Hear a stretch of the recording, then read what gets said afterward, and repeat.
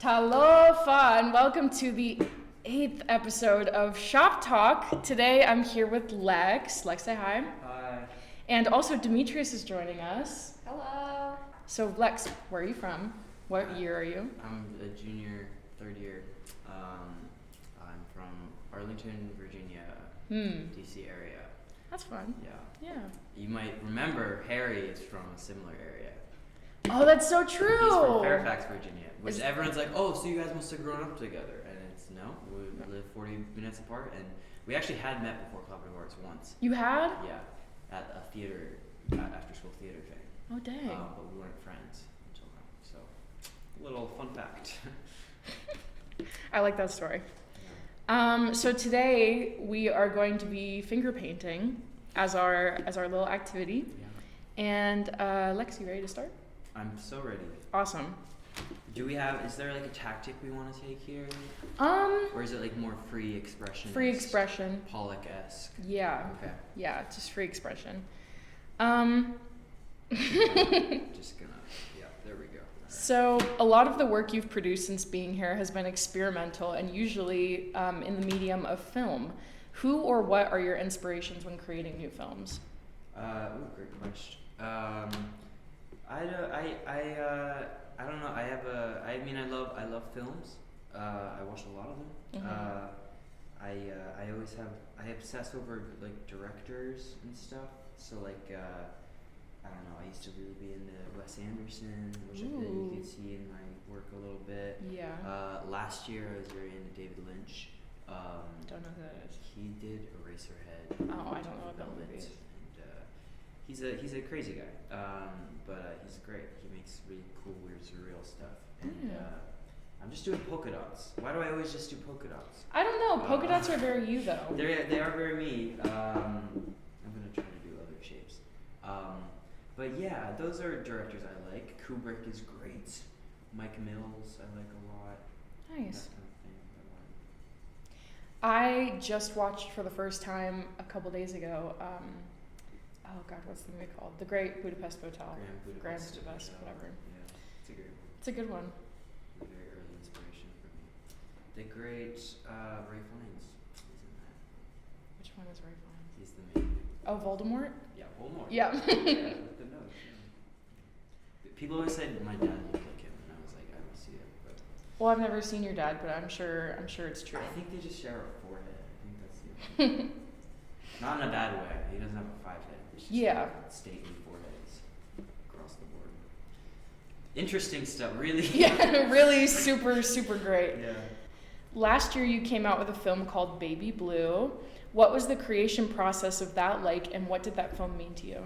Yeah. So that was part of the film class I was taking, Fundamentals of Filmmaking 2.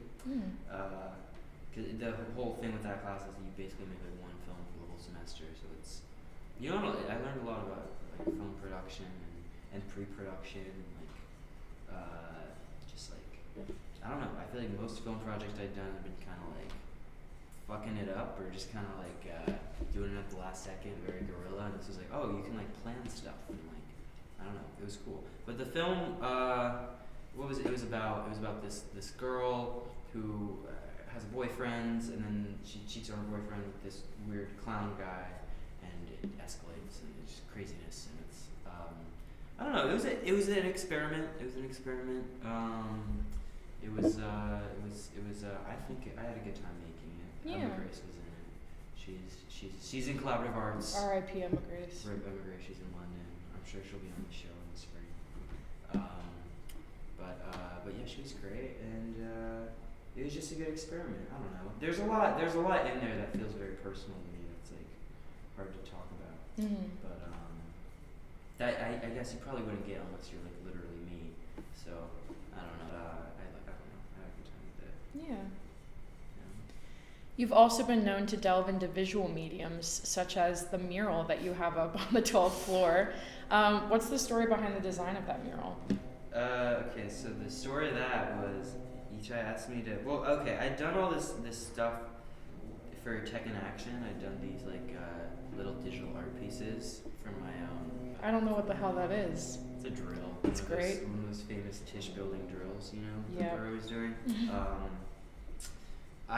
Let's just go through it, I guess. Yeah, I guess. I'd done these little art pieces every week for Tech in Action Mhm. for my like little website, and each I was like, oh, I like your art. You should do a mural on the full floor, and I was like, oh, lit.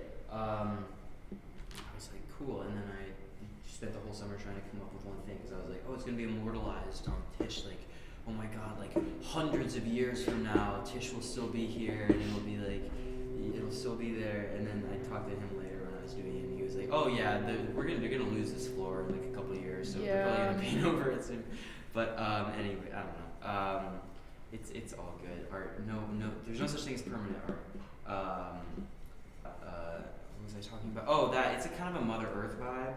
It's kind of I don't know, my musings on like creation and the universe, and like I don't know, I had very grand ambitions for it, and it's kind of silly. And someone said it reminded them of Rick and Morty, and that kind of made me feel sad. I don't see it. I think it's just the color. I have this kind of like bluish greenish. Oh, maybe. That's very aesthetic. Yeah. But yeah, I don't know. I like it. It always makes me happy walking by it in the hallway. You got paint all over the carpet. I did get paint all over the carpet. Each guy was mad at me about that. I'll probably get paint on the carpet today too. With these finger paints. But, Try not to. I don't want to get in trouble. I won't. Well, I'm here to protect the microphones. Yeah. No. But yeah, it was a fun experience. It was crazy. I basically just came in, worked for 12 hours straight for like a week on that thing. During the summer, right? During the week before school, and then it was so awkward. Every time I'd like see like a random professor walk by and just like nod to them while I'm like crouched down in a little corner of my thing. But it was good. It was good vibes. Yeah. It's beautiful. It's the biggest one up here, right? I think so. I mean, it's not like a dick measuring contest. But if it was, no. It's pretty large. Yeah. Currently, you're running an organization called Public Access. Tell me what that's about and how that idea came to fruition. I like organization. That makes it sound like Sounds like it's professional. It's so professional. Yeah, our organization is it's a club. You can call it a club. It's a collaborative arts club. Mm-hmm. There's never been a collaborative arts club before, so that's new. It's kind of okay. So it was part of a grant situation because collaborative arts were like, oh, we're gonna give grants for outside of class projects, and I was like, oh, I should apply for one because free money. Why wouldn't you? Yeah. And in the email, each I was like, oh, as an example of something you could propose, CA Public Access. Was that in the email? That wasn't an email. It was like CA Radio, CA Public Access, CA whatever. And I was like, oh, that could be interesting.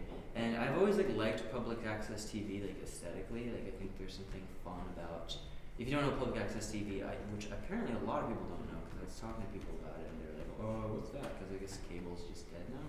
But it's like, you know, it's like the early channels when you're flipping through the channels. It's like the weird like church services and the weird like random crazy people who like got their own show somehow. At your local TV station. It's like that vibe, and it's kind of absurd and crazy, and I just like the idea of people making stuff for funsies because they're passionate about it, not for like money or fame or anything like that. Yeah. So, but it's like a comedy. It's a comedy show. It's a comedy thing. We do sketches. We have a good time. We have weekly meetings, and it's good. It's a good time. What would your ideal job be after college? What do you see yourself doing? Plumber. Really? Yeah. I mean, I want to do film. I want to go into film direction, film writing, something in that vein. I like performing too. You know they have plumbers in film. Yeah, I could be a film set plumber. I could like fix toilets in a film. Yeah. No, something creative, something where it can be funny and weird. Maybe a comedy related situation. That's fun. I don't know. I feel like if you know what you want to do, then you wouldn't be in collaborative arts. If you know 100% like, oh, I want to do that, then like you're not gonna be in this major. That's true. Yeah. I don't know. I was always scared I would like if I went into like a one thing major, I would like get get scared and drop Yeah. out, or I just like not do an artistic major at all, and I'd be like, well, this was a good attempt, but let's do English or pre-law. English? You as an English teacher with your little sweaters? Yeah, that's probably the only like quote unquote practical thing I could do, honestly. What do you I mean don't- quote unquote practical? Well, That's pretty okay, practical. There's like 2 types of majors, right? There's like Mhm. ones your parents like and then ones they don't. And the practical ones are the ones. That's true. My parents are very supportive. If they listen to this, I'm not talking about you. I'm talking about parents. Parents in large. general. Yeah. Yeah. The ones that you talk to your like high school friends about, and you're like, Yeah. "What's your major again?" Finger painting, and they're like, "Oh, cool, yeah."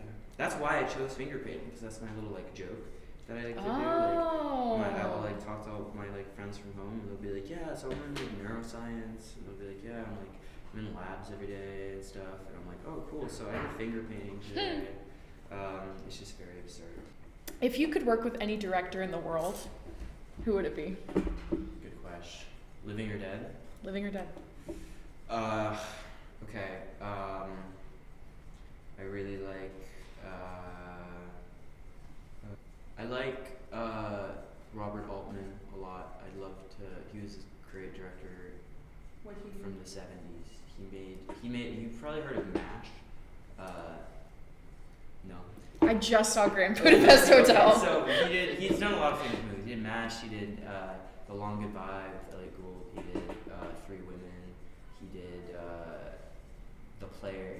My favorite of his is called Nashville. It's one of my favorite movies. Mhm. But he has these very like improv-y movies. They're very freewheeling and they're very natural. Mhm. And I'd love to just see how he does it. How he gets. And he also has these huge, amazing casts, these ensembles, and they're all like on screen at once. It's like every cool '70s actor ever. Like Yes. Clint Eastwood? Is he 70s? He was active in the '70s. I don't think he's in any of his movies, but like Jeff Goldblum. And Oh, like, Jeff Goldblum. Yeah, others. What do you think about collaborative arts? I knew you were gonna ask me this, and I've been formulating my thoughts about this for Mhm. a while. So let me take out my prepared statement. It's me unfolding papers and papers. To whom it may concern, collaborative. No. I like collaborative arts. I think it's the right thing for me. As much as people say that, and people always say that's what people say, and people say it's right for a certain type of person. Yep. You know. Lex listens to the episode. I Guys. listen to the episodes every week, and I just think that's always funny because it's kind of a subtweet because it's like implying that there's people in this major who it's not right for. But I do think I totally agree with that. It's an incubator, you Mhm. know. People think it's like I don't know. I think some people have this perception of college as like, especially NYU, because there's so many successful people that come out of it. Yeah. That like it's just like a little tube that you go into and then you like leave and you have some kind of successful career and you're like friends with celebrities and like I don't know. I think that's a myth Mhm. probably, even though it's possible and it happens a lot. I still think it's kind of a myth because you never know. Success is not promised. But I think what it's good for, especially for any artistic major, is being an incubator and allowing you to explore and develop an artistic persona and find the things you want to do with your artistic life. And, Yeah. if you're lucky enough to be able to pursue arts, you know, if that's a thing that you can dedicate your life to, a lot of people can't, but I'm lucky enough to be able to, then why not explore and like try to find it, you know? I always think I would have dropped out, well, we talked about this, but yeah, I probably would have dropped out if I just did film or something. I would get so burnt out, I think, because I Yeah. feel like I'm restless and I need to explore and like check things out. But yeah, I do think with collaborative arts, you have to come with the spirit of play. Mhm. You have to come with the spirit of like experimentation and like kind of not like I'm better than this Yeah. sort of vibe. There's just certain attitudes that aren't productive to this kind of thing, you know. Mhm. And I feel like every class, not every class, but like every year I'm in one class where people are like, what's the point of this? Like, what are we learning that's practical, you know? But yeah, I don't know. I love it. I love how it feels like Hogwarts. I love how like all the professors are like weird, like quirky personalities. It does feel like It does feel like Hogwarts. Hogwarts for like, yeah, it's good. It's also weird to be at NYU just in general. It is. And I feel like like growing up, you're kind of taught that the college experience is like someone throwing frisbees on a lawn. Right, you're playing hacky sack on the quad. Exactly. You're going to frat parties, like that Yeah. whole vibe, and that's so not NYU. I know. And that can be You frustrating. don't even have a lawn. We did way Washington Square Park. Yeah, but there's like It's not, yeah. people there. Yeah, so that can be frustrating at times because it just, if I don't know, if you go in with the expectation of like this is what my college should, well, this is what college is like, and then college isn't like that, it can be weird. But I like it. I enjoy it. I like the city. I like the people for the most part. I like, yeah. Do you think you're gonna stay in New York after college?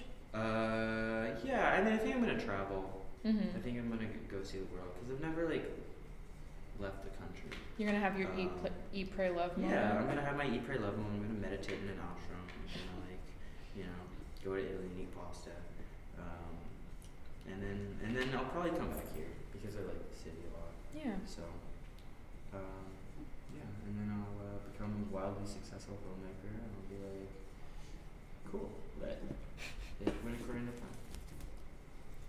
Well, do you have any other projects that you're working on right now that you want to shout out? CA Public Access, go stream. We come out with episodes twice a month. No, not twice a month, twice a semester. Twice a month would be really hard. We're going to be filming a new one this weekend. I don't know when this is coming out. This is coming out tomorrow. Oh, shit. Okay. We're filming a new episode, so if you're listening to this literally tomorrow, then the day after, come to room 404 and watch us film and help out. Anyone's welcome. From 3 to 7. 3 to 7. 3 to 6.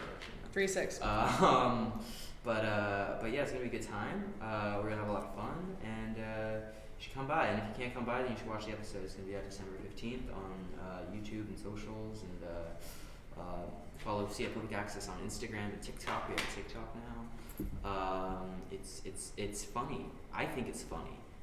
I think it's gonna be funny too. I'm very excited. I have a bit where bit. you're milking a cow. I have a bit. The concept is it's the first person who ever milked a cow, and it's like, oh, how weird that must have been because like someone had to try it for the first time.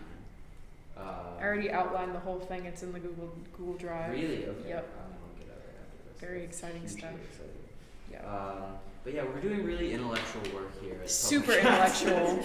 Yeah. Really, really cool stuff. But we're having a good time, and we're being sexy while doing it. So I don't know. Super sexy. Am I the best podcast guest? I can't pick favorites. Okay. Top 5? Yes. Okay. I would say top 3. Okay. I want to hear your lineup off mine. All right. Well, thank you guys so much for listening. I hope you have a great week. Again, go check out Public Access. We'll be filming it tomorrow, and then the final episode's coming out, what day? December 15th. December Friday, 15th. So. Christmas special. Holiday special. Ooh, holiday special. Yeah. All right. Well, thank you guys again so much for listening. I hope you have a great day, and don't forget to disappoint your father. Yes, emphasis on Stop talk. Shop talk, I hope you had fun. Stop I really talk. hope your nose didn't run. Stop You should talk. tune in for next week's pod. Stop I think talk.